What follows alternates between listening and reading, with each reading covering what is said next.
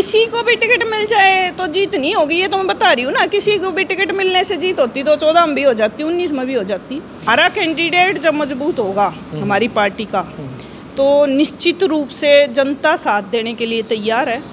बस ये पार्टी नेतृत्व को देखना है कि कौन कार्यकर्ता ज़्यादा मजबूती के साथ, ज़्यादा मार्जिन के साथ यहाँ से सीट जीतेगा। कोई कहता है कि भी यहाँ तो जाट नहीं जीत सकता, यहाँ तो SC BC जीत सकता गोहाना से।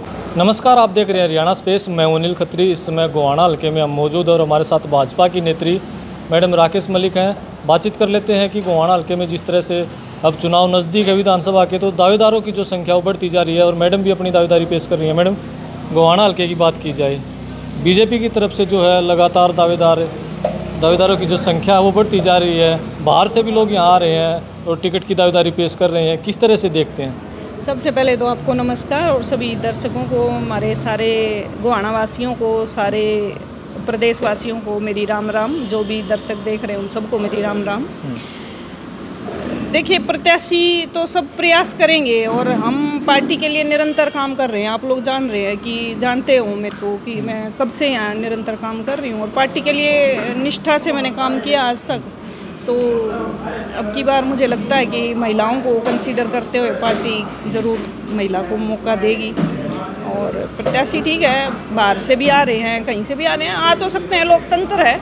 लेकिन जो स्थानीय प्रत्याशी रहेगा तो उसको पता है स्थानीय ज़रूरतें क्या हैं, स्थानीय जो गांव देहात की हैं या शहर की हैं, जो समस्या हैं या जो ज़रूरतें हैं, तो वो जो यहाँ का रहने वाला या यहाँ का काम करने वाला कार्यकर्ता होगा, पार्टी में भी यहाँ का कार्यकर्ता होगा, तो उसकी सबसे पहचान भी है, दूसरे कार्यकर्ताओं से भी जुड़ाव है क्योंकि उनके साथ काम कर रहे हैं। तो वो कार्यकर्ता भी उत्साहित होकर काम करते हैं, उनका मनोबल बढ़ता है कि उनके बीच के किसी कार्यकर्ता को मौका मिला।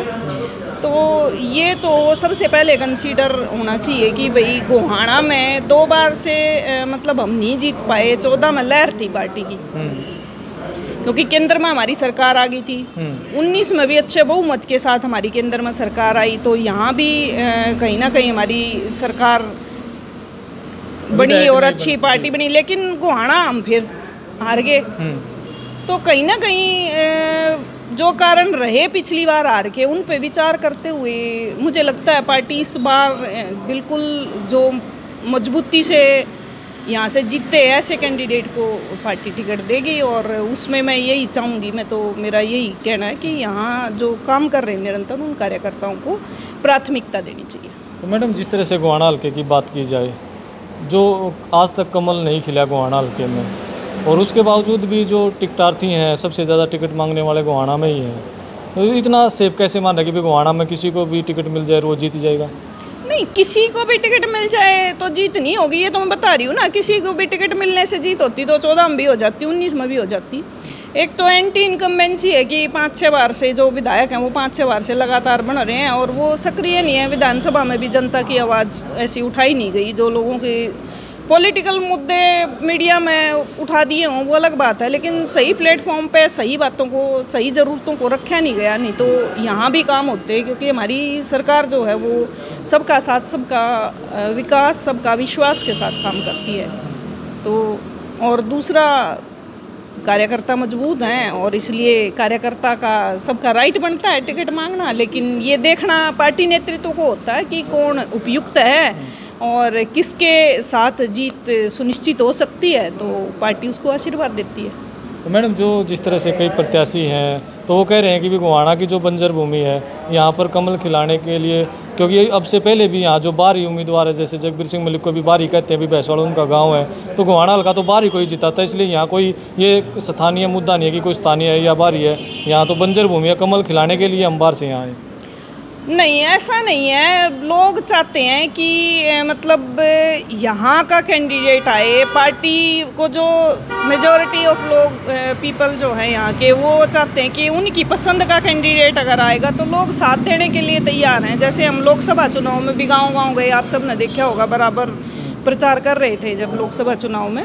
तो यही है लोगों का कि यहाँ के जो मुद्दे हैं उनको समझने वाला, उनको आगे ले जाने वाला कोई कैंडिडेट आएगा तो लोग साथ देंगे और अब की बार हमारी यहाँ से जीत सुनिश्चित होगी।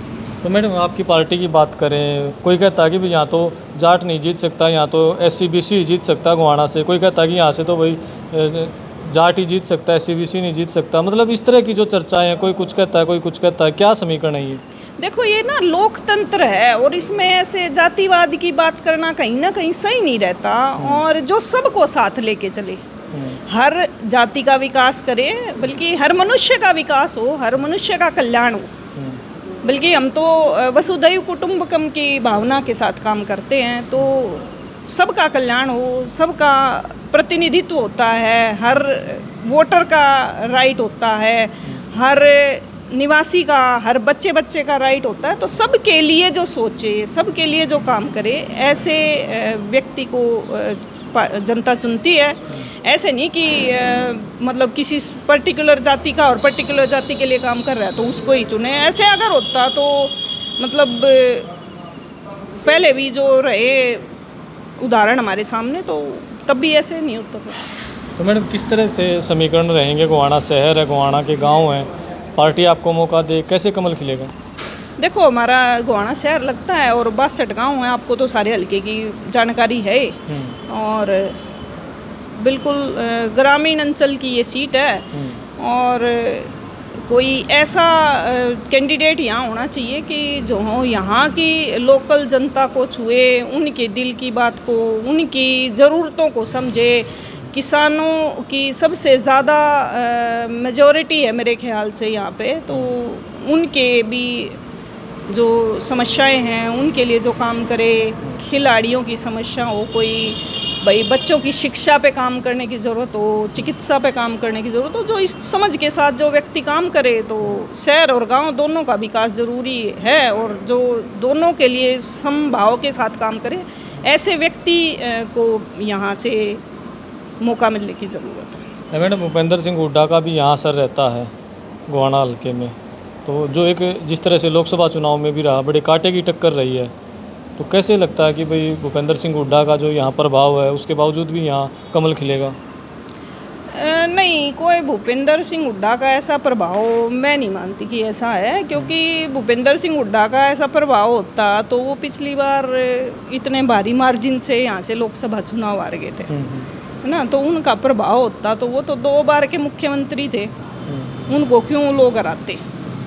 कुछ एक मुद्दे हो जाते हैं, कुछ एक विषय होते हैं, और लोकसभा चुनाव के अलग मुद्दे होते हैं, विधानसभा चुनाव के अलग मुद्दे होते हैं। तो ऐसा कोई गड़बड़ी कोई बात नहीं है। ये तो कहीं ना कहीं मेरे ख्याल से जो अभी तक विधायक बनते आए जगवीर मलिक जी, वो बिल्कुल सक्रिय नहीं है। आप देखते होंगे कि कितना सक्रिय रूप से वो जनता में निकलते हैं। तो इसी वजह से है कि हमारा कैंडिडेट जब मजबूत होगा हमारी पार्टी का, तो निश्चित रूप से जनता साथ देने के लिए तैयार है। बस ये पार्टी नेतृत्व को देखना है कि कौन कार्यकर्ता ज़्यादा मजबूती के साथ, ज़्यादा मार्जिन के साथ यहाँ से सीट जीते। मैडम आपने अब तक गोहाना हल्के के लिए ऐसा किस तरह के जो है काम कर पाए हैं कि जो वोटर हैं वो आपसे जुड़े हुए हैं और आपको विश्वास है कि अगर आपको पार्टी मौका दे तो आपको वोट मिलेंगे? देखो मेरे पास जो भी संपर्क करते हैं यहाँ से क्षेत्र से लोग, तो मैं अपनी तरफ से जिस भी लेवल पे उनकी बात रखने का या उनके काम को करने का पूरी ईमानदारी से प्रयास करती हूँ। और आज तक मेरे संपर्क में जो भी लोग आए हैं तो वो इस बात को बता सकते हैं आपको कि हाँ भाई मैं जो काम कहती हूँ या जैसे कहती हूँ वैसे मैं करती हूँ।